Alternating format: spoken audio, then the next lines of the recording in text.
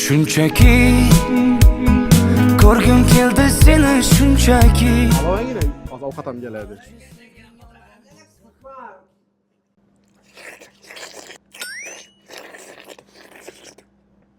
Aman qo'y, araqlari. Hozir bir bo'lsin. Usta uzunlaydi, ming bo'lsin. Usta osh bo'lsin.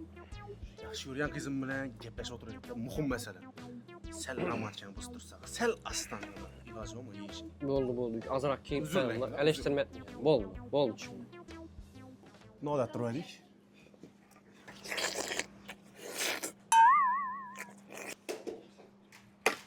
Foydasi yo'q o'xshaydi bular. Yuring arenada o'tiraylik.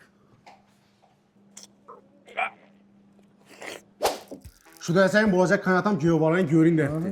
Ertaga borib bir gaplashib qaytaylik shu bilan. Yaxshi-ku donishib olasan qayta. Get taruzdan. Buzding chiqib o'zaman. O, yomon ketadi.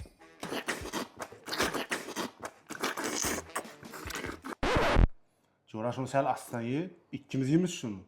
Yuzima sisratib assam ma'qul. Yaxshi Jo'ra.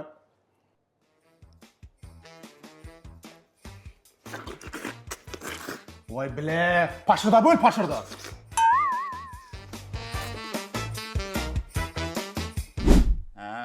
Giyo bolangizman desene şunda.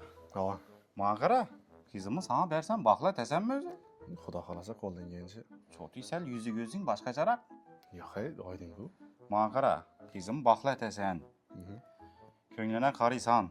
Ne desem muhayyat desen, aytkanını etip. Ey yok. Aytkanını ep berip. Üçün ettir bakla desen. Erten vuruş kırış lam olunma gürün bulmasın. Ne oldu? Ese baklı bonla, koşa karınla özünüzden köpeğinle. Amin. Amin. Tavrızda al yo bala. İssi günde muzlu tavrız getirdi. Bismillah.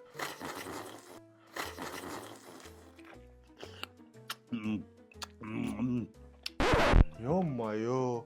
Yo'sha karamid ekan-ku, to'g'rimi?